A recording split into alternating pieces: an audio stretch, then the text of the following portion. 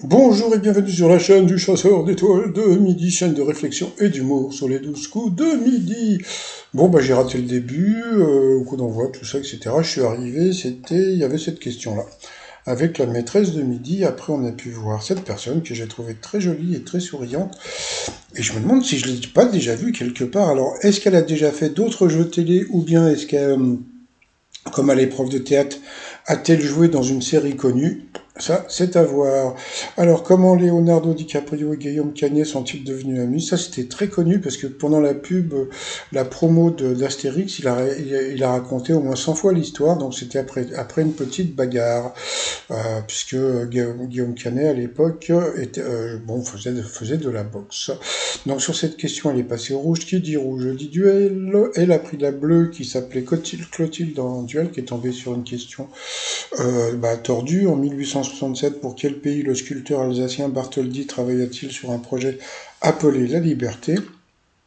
Alors, il est parti sur la facilité, c'est-à-dire les États-Unis avec la Statue de la Liberté, mais il faut savoir qu'il y a une Statue de la Liberté qui est à Paris aussi, pas très loin de la maison de la radio. Et puis, alors, chose assez rigolote, c'est que Jean-Luc Reichmann a posé d'abord la question à tout le monde. Bon, tous les gens ont dit gna gna gna, et puis bon, il y a toujours cette question que Jean-Luc Reichmann dit. Et vous, qu'est-ce que vous auriez dit? Voilà, donc, et ça j'en étais sûr. Elle a dit l'Égypte, et c'était l'Égypte. Comme je dis toujours par rapport à la maîtresse de midi, c'est facile quand on n'est pas pris en duel de répondre n'importe quoi. Donc ensuite, eh bien, Camille est restée. Et donc Camille, Céline et Mathias se retrouvaient pour le coup par coup. Quelle ville se situe au Brésil? La mauvaise réponse était Cordoba, Salvador de Bahia, c'est très connu et c'est très joli avec toutes ces maisons. Ensuite, dans quelle série de TF1 Xavier Deluc a-t-il joué? Alors quand j'ai vu la série de questions, je me suis dit, oh là là là, j'ai coupé le son, puisque bon, je suppose que c'était la séquence Balance ton Mattei, et puis il est arrivé. Donc je vous cache pas que je n'ai pas du tout écouté ce qu'il a dit, parce que bon, j'imagine qu'ils ont dû se faire de l'auto-congratulation, ah oui, t'es génial, non, non, c'est toi, etc. Donc voilà, je suis allé faire un petit tour sur Twitter, donc j'arrive à l'instant, je mets les 12 coups de midi, j'entends Léo Mattei, j'envoie et je vois un invité, du coup je le repars. Donc la mauvaise réponse était Zodiac, donc c'est Camille voilà, qui a donné la mauvaise réponse, et puis bon, bah, après ils ont montré un extrait. Heureusement que j'avais encore coupé le son que je n'ai pas vu, donc sur cette question elle est passée au rouge. Qui dit rouge dit duel. Bon, bah le garçon a pris Camille en duel, qui est tombé sur une question de foutage de gueule. À qui doit-on le tube? On va s'aimer, donc bon, bah, ils ont voulu garder Camille, donc elle a eu une question facile, donc bien sûr c'était Gilbert Montagnier, c'était une question de bébé. Bon, donc c'est pour ça, il voulait lui faire cadeau du séjour. Donc ensuite, eh bien, Camille et Céline se sont retrouvés pour le coup fatal, et puis après, ils ont balancé la pub. Il y a eu cette image qui m'a beaucoup fait rire. C'est qu'il y a bon, avant qu'ils partent, Xavier Deluc, bon, ils ont fait un hug, et chose, je me suis dit, mais ça se trouve, il lui dit dans l'oreille, dis-moi, j'ai toujours pas reçu le chèque, là, pour Léo Mattei. Bon, allez, retour de pub, toc, toujours aussi souriante. Allez, nanana, nanana. Alors, quel matériau tiré de l'EVA est utilisé pour fabriquer la plupart des préservatifs? Le caoutchouc, le plastique, c'est fantastique. À l'ONU, quel mot désigne l'opposition d'un État à une décision? Question encore voilà, difficile pour Camille, c'était un veto. Jean-Luc Reichmann a fait un jeu de mots sur le ghetto. C'était pas très drôle, il aurait pu dû faire quelque chose sur le vétérinaire. Une personne qui n'est pas là que pour combler un vide est un bouche-trou. Comment appelle-t-on un journal d'actualité qui paraît tous les jours? Devinez pour qui était la question? Pour la maîtresse de midi, donc c'était un quotidien. Question de bébé, traduitiellement, quel fruit sec garnit les cannelures des hauts des Kouglof? C'était les amandes, donc c'était pas évident si tu connais pas trop. Ensuite, qui le dessinateur de la BD Linkal? Donc voilà. Chose assez rigolote, c'est que Jean-Luc Reichmann a dit le nom du dessinateur, mais il a rajouté des trucs. Donc il fait pas ça en général pour le maître de midi. Ensuite, quel ancien acolyte d'Arthur anime la matinale d'énergie? Donc c'était Manu Lévy. Ensuite, dans une voiture, quel inquiétant surnom donne-t-on au siège avant et à droite de la conducteur, donc c'était la place du mort. Donc une question super dure encore, quoi, pas question facile mais très longue pour la candidate. Donc voilà. Dans quel département retrouve-t-on le synonyme de méchante, donc il est vilaine? Qu'est-ce que c'est drôle, hein. Je crois que c'est qui avait fait cette blague en disant que le maire de Paris, il est vilaine. C'était par rapport à, je sais plus comment il s'appelait ce maire. Bon, c'était l'imitateur là, je sais plus son nom, Laurent Gérard. Quel est le prénom du rappeur Nino? Je sais pas, Marcel Nino. Voilà.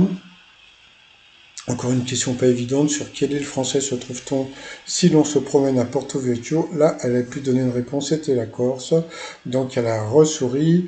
Ensuite, dans quelle ville se déroule l'intrigue du roman Crime et Châtiment? Ah là là. Crime et Châtiment, il faut savoir que c'est un roman de Dostoïevski, d'accord? Et elle a dit Washington.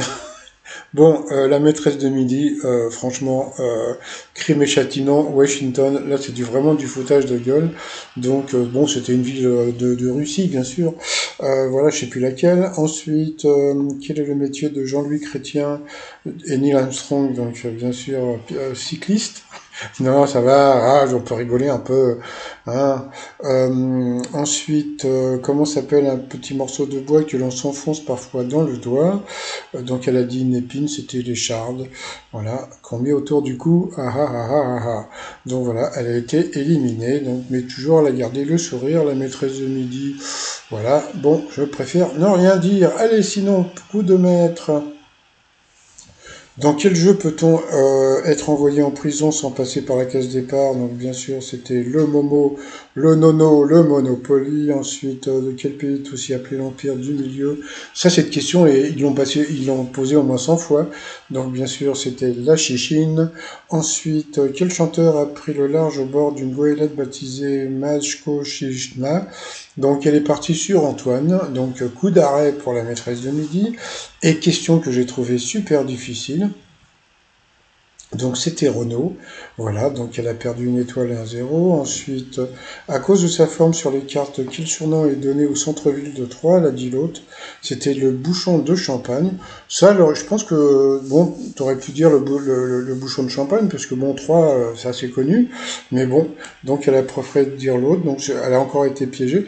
Mais moi, bon, j'en parlerai après, hein, donc voilà, donc c'était le bouchon de champagne, donc elle a perdu encore une étoile et un zéro, donc bon, bah, puis à la fin, quels animaux communiquent par stridulation? Donc bien sûr, c'était les insectes. Donc elle a gagné 100 balles, ça lui fait 50 balles.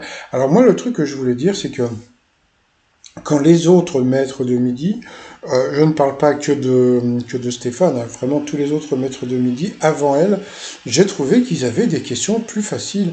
Et là, comme ils ont mis la nouvelle règle avec le truc, je suis pas allé voir j'en parlerai demain par rapport au classement, mais bon, 31 participations, je trouve que c'est pas beaucoup et ils font exprès de la faire perdre.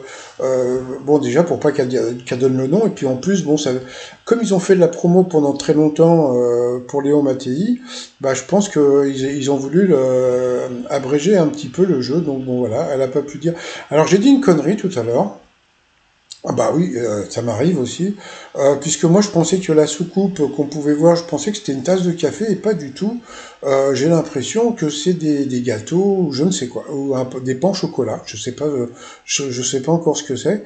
Mais bon, j'ai dit une connerie tout à l'heure parce que tout à l'heure j'étais parti sur une tasse de café et je l'ai eu dans l'os. Donc voilà. Donc il faudrait que j'aille faire un tour chez Afflelou. Bon bah sinon je vais vous souhaiter une très très bonne journée et je vous dis à demain. Portez-vous bien et surtout portez-vous. Bye bye.